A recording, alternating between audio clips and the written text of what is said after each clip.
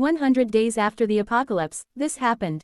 The world didn't end with a single explosion. It ended with silence. 100 days ago, everything changed. Cities that once glowed with millions of lights went dark. Roads filled with abandoned cars. Phones stopped ringing. Satellites slowly disappeared from the sky, and the sounds of civilization faded into the wind. No one knew exactly what caused the apocalypse. Some believed it was a deadly virus. Others blamed a global war, an artificial intelligence disaster, or a massive solar storm that destroyed every electrical system on Earth. In the end, the reason didn't matter anymore. Only survival mattered. On day 1, I woke up to complete silence. No electricity, no internet, no news. My neighborhood looked frozen in time. Doors were left open, cars sat in the middle of intersections. Grocery stores had been emptied within hours. I packed everything I could carry: food, water, medical supplies, tools, a flashlight, a hunting knife, warm clothes, seeds, and a notebook. If history survived, someone needed to record what happened. The first week was terrifying. Every noise made me jump. Every shadow looked dangerous. At night, the darkness was unlike anything I had ever experienced. Without city lights, the stars filled the sky like millions of tiny diamonds. Beautiful, but also a reminder that I was completely alone. By day 10, finding clean water became my biggest challenge. Bottled water was running out, so I built a simple rain collection system using plastic sheets and barrels. I also learned to boil river water over a campfire. Every drop became precious. Food was disappearing even faster. The supermarkets had been looted long ago.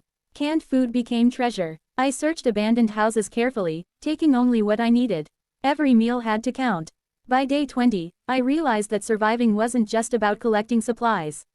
I needed a safe home. After searching several locations, I found a small farmhouse surrounded by open fields. It had a strong fence, a water well, a vegetable garden, and enough space to expand. It became my new base. The first improvement was security. I reinforced every door with wooden beams. I covered the windows with thick boards. I built noise traps using empty cans tied to strings. Simple alarms could mean the difference between life and death. Then came farming. I planted potatoes, carrots, tomatoes, beans, onions, and corn. Every seed represented hope for the future. Crops wouldn't grow overnight, but they were an investment in survival. The weather became another enemy. Heavy storms flooded nearby roads. Strong winds damaged my roof. Cold nights forced me to gather huge amounts of firewood before winter arrived. Every day brought a new challenge. By day 30, loneliness became harder than hunger. There was no music, no conversations, no social media, no laughter, only the wind moving through empty streets. To stay mentally strong, I created a routine. Wake up at sunrise, check the traps, collect water, work in the garden, repair equipment, search nearby buildings, write in my journal every evening. The routine gave each day purpose. Then something unexpected happened. On day 37, I saw smoke rising in the distance. Smoke meant fire. Fire meant people. For the first time in over a month, I wasn't alone. I approached carefully. Trust had become dangerous. Eventually, I met 3 survivors. A former nurse, a mechanic, and a young student. None of us knew each other before the apocalypse, but survival erased old differences. We decided to work together. The nurse organized medical supplies. The mechanic repaired broken generators using spare parts from abandoned vehicles. The student collected books on farming, engineering, and medicine from empty libraries. Knowledge became more valuable than gold. By day 45, our small community started growing. We built stronger fences around the farmhouse. We created watchtowers. We established guard shifts throughout the night. No one slept without someone standing watch. Danger wasn't only hunger anymore. Wild animals had returned. Without humans controlling nature, forests expanded rapidly. Deer wandered through towns. Foxes searched abandoned neighborhoods. Even wolves were spotted near the hills. Nature was reclaiming the planet. By day 55, we faced our biggest problem yet. Another survivor group arrived. Unlike us, they wanted supplies, not cooperation. Negotiations failed. That night, they tried to break through our fence. Our warning traps gave us enough time to defend ourselves. Thankfully, no one was seriously injured, but we learned an important lesson. Not every survivor could be trusted. After that, we strengthened our defenses even more. We dug trenches around the farmhouse. We stored emergency food underground. We built hidden escape routes through nearby forests. Preparation became our greatest weapon. Around day 65, our crops finally started growing. The first tomatoes ripened, beans climbed their wooden supports. Corn stretched toward the sunlight.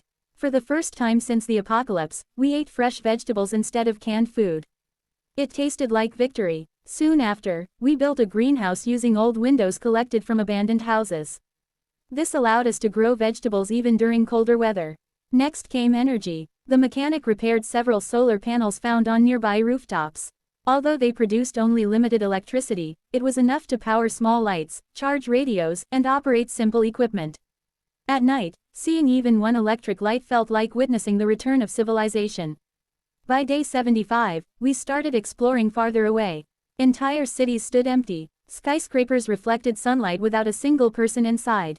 Nature slowly covered roads with grass. Birds nested inside shopping malls.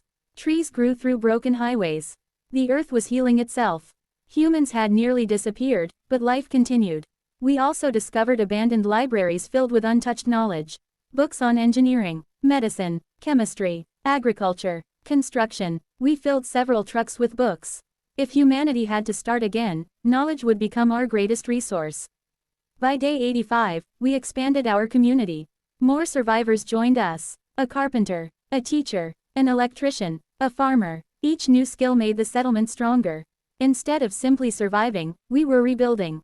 We created rules. Everyone worked. Everyone shared food. Everyone protected one another. No one was above the community. Conflicts were solved through discussion instead of violence. It wasn't perfect, but it worked. Then came day 90. A powerful storm hit our settlement. Rain poured for hours. Strong winds destroyed part of our greenhouse. Several trees fell across the road. One storage building collapsed. For 2 days, we focused entirely on repairs. The storm reminded us that nature remained the strongest force on Earth. Finally, day 100 arrived. Looking around, it was difficult to believe everything that had happened. 100 days earlier, survival seemed impossible. Now we had a secure home, clean drinking water, renewable electricity, growing farms, medical supplies, workshops, food storage, watchtowers, a library, a greenhouse, and most importantly, hope. The apocalypse destroyed the old world, but it also forced us to rediscover what truly mattered. Community, hard work, knowledge, trust, resilience. The cities may never return to what they once were. Technology may take decades to rebuild. Modern comforts may remain memories. But humanity isn't defined by buildings or machines. It is defined by the ability to adapt, to help one another, to keep moving forward even when everything seems lost. Standing outside the farmhouse on the evening of day 100, I watched the sunset paint the sky with brilliant shades of orange and gold. Birds flew overhead. The garden swayed gently in the breeze. Children of the survivors laughed while helping collect vegetables. For the first time since the world ended, those sounds didn't remind me of what we had lost. They reminded me of what we had found. The apocalypse wasn't the end of humanity. It was the beginning of a completely new chapter.